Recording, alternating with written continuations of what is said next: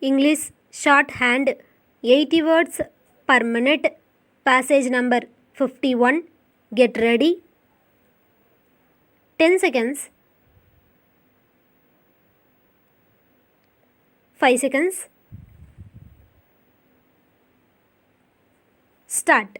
Sir, I rise to support the Indian Medical Council Amendment Bill 2011. But before I start speaking on this bill, I would like to express my happiness over the fact that the principles set up by the father of our nation are still alive after more than 60 years of his death. The whole world is witnessing this.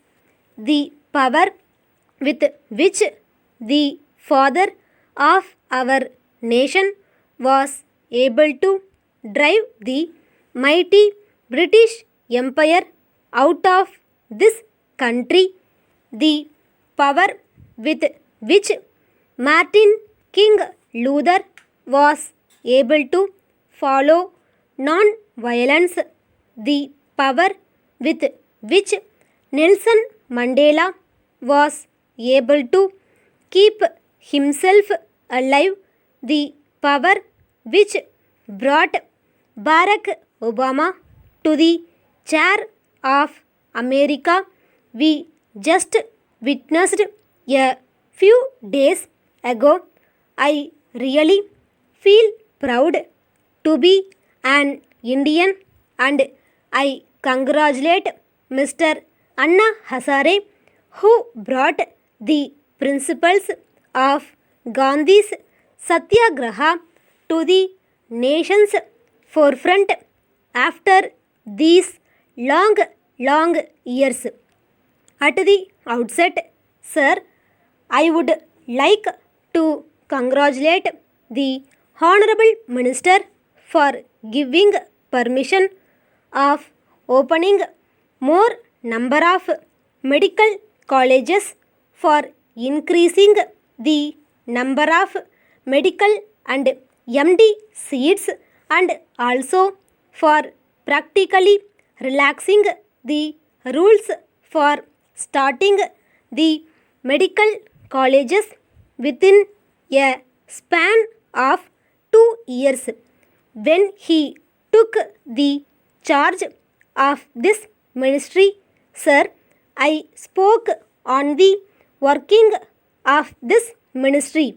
At that time, I welcomed him because he raised a great deal of hope instantly, as he instantly cleared all the 300 files which were pending on his table. In the same manner, he has increased the number of colleges. He has given permission to more than 40 colleges. The number of MBBS seats has been increased from 30,000 to 40,000, and the MD seats have also been increased for the first time in the history of India by more than 8,000. For these commendable changes in the field of medical education, I heartily congratulate the Honorable Minister.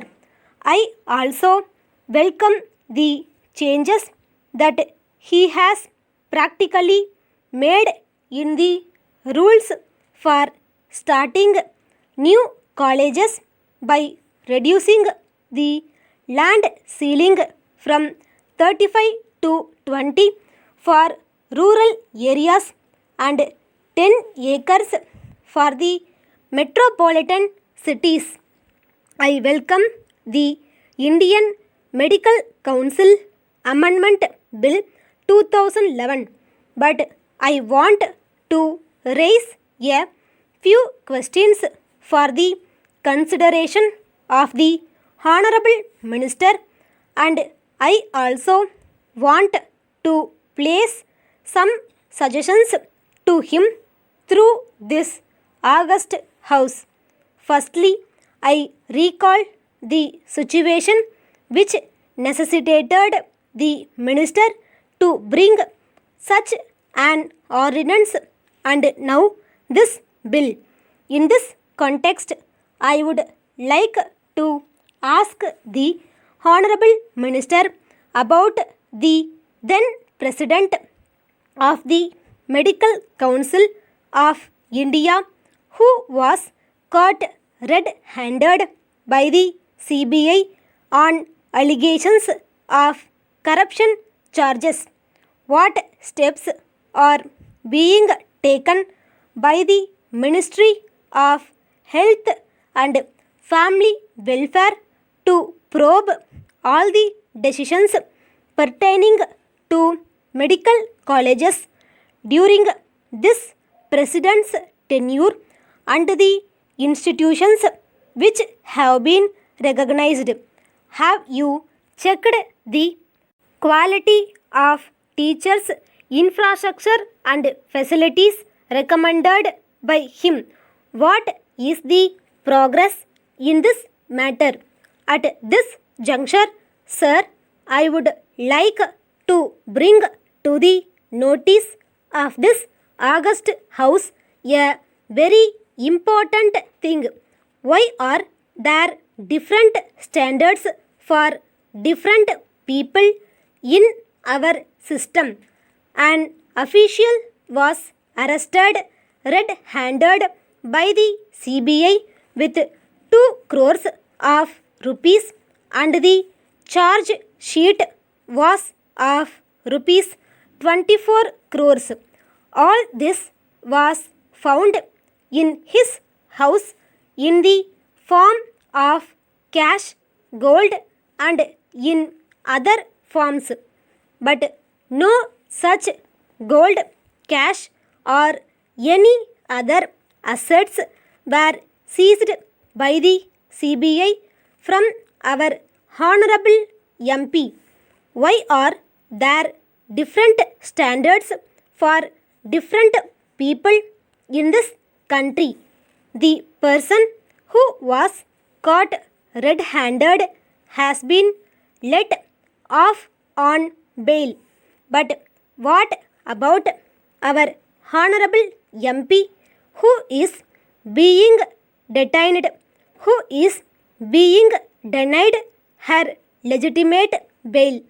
There is no one to question these facts, even though 100 days have been passed. My heart is bleeding. If not in this house, I do not know where I can go to express my feelings. I leave it to the concerns of this house. Sir, the Honorable Minister has given a concession to the tribal areas, hilly areas, as far as setting up of medical colleges is concerned. He has said that 20 acres land which is required for setting up these colleges can be of 10 acres at 2 different places. Here I want to make a suggestion. Will the Honorable Minister consider applying the same rule for metropolitan cities also? The reason why I am saying it is because it is practically impossible to find 10 acres of land at a stretch place in any metropolitan city. Will the Honorable Minister consider my request of applying the same rule of this 10 acres of land in 2 or 3 different places in metropolitan cities also. My next suggestion, sir, is regarding the faculty. Realizing the practical difficulty in finding out the faculty members, you have taken many steps like increasing the age limit of retirement, etc. Will the ministry consider sharing the faculty members among 2-3 colleges in the same vicinity, as there is a great scarcity of qualified teaching members? Stop.